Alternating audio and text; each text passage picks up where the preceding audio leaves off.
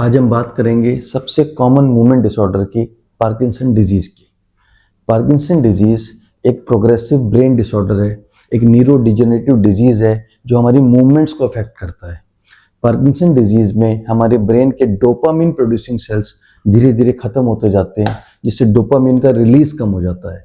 Dopamine हमारी movements में affect करता है, तो जब डोपामिन नहीं होता तो हमारी मूवमेंट्स धीरे धीरे कम हो जाती हैं, जिससे पार्किंसन डिजीज़ के सिम्टम्स स्टार्ट हो जाते हैं। अगर हम सिम्टम्स की बात करें तो पार्किंसन डिजीज़ के सिम्टम बहुत स्लोली ऑनसेट होता है, धीरे धीरे प्रोग्रेस करते हैं, ग्रेजुअली प्रोग्रेस करते हैं। यूजुअली ये एक साइड से स्टार्ट होते हैं, यूनिलेटरल टू स्टार्ट होते हैं, और symptoms individual to individual vary करते हैं। दो तरह के सिम्टम्स होते हैं, एक होते हैं मोटर सिम्टम्स, एक होते हैं non motor symptoms. Motor symptoms में जो सबसे कॉमन ट्रायड है वो है ट्रेमर्स, रिजिडिटी और ब्रेडिकाइनेसिया। इसके अलावा नॉन मोटर सिम्टम्स होते हैं।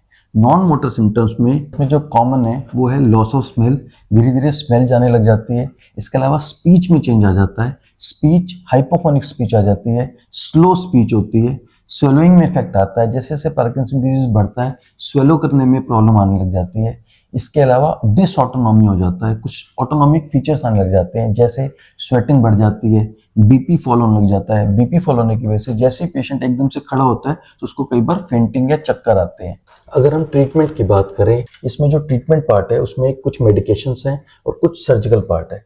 मेडिकेशन हमारी मेन स्टे ऑफ ट्रीटमेंट होती है, मोस्टली पेशेंट रिस्पॉन्ड करते हैं। कई बार धीरे धीरे जब पार्किंसन डिजीज एडवांस हो जाती है तो मेडिकेशन का रिस्पॉन्स धीरे धीरे कम हो जाता है। दूसरा है डीप ब्रेन स्टिमुलेशन।